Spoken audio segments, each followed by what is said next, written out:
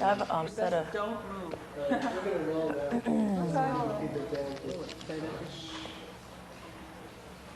Oil on set. Now, you can link to your register a wee bit for me, thank you. Okay. Oh, so they kind of see, they need that ear. It's important. Famous ear. And kind of Rolling, yeah? Okay. Anything. Okay.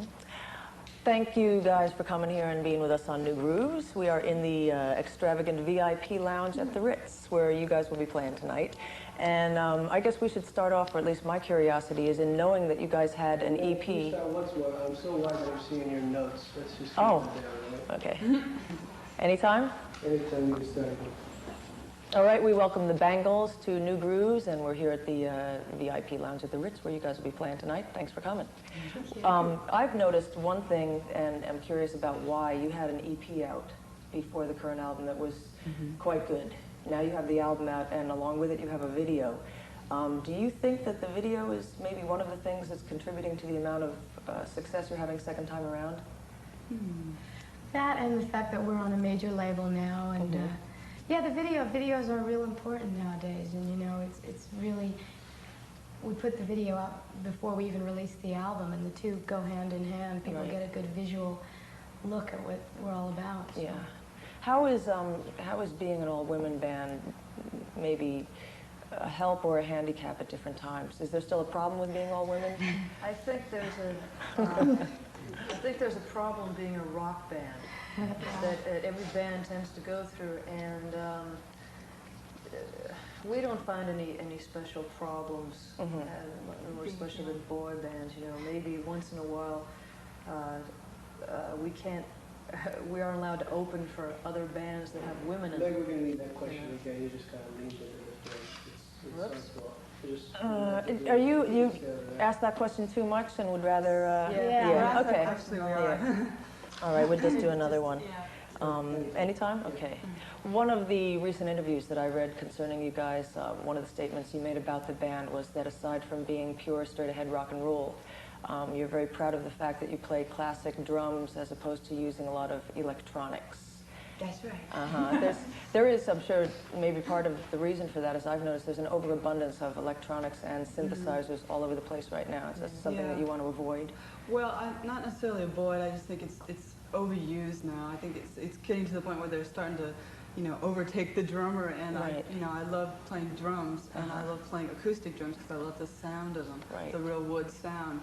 I mean, I think it's okay if it's used with acoustic drums, but when it's just solely that and nothing else, it starts getting really boring after a while. Machines instead of human beings. There's something about a human being, flesh and blood, playing the wood and just the plastic. It's very primitive.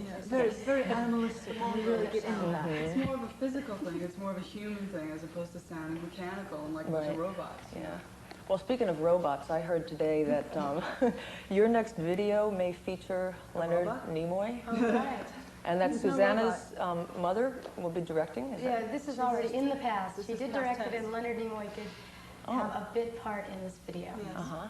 A big bit part. But what does that have to do with robots? Well, I'm just thinking in terms of Star Trek. Oh, okay. And your mother has done directing before? She won an award? Yeah, she did a short film called The Haircut with John Cassavetes that was in the Cannes Film Festival that we were in too. Yes. How about that? One of the other things that I think people really notice about you guys and is often mentioned in descriptions of the band is this affection for almost 60s style American rock and roll. What are the influences of the Bangles?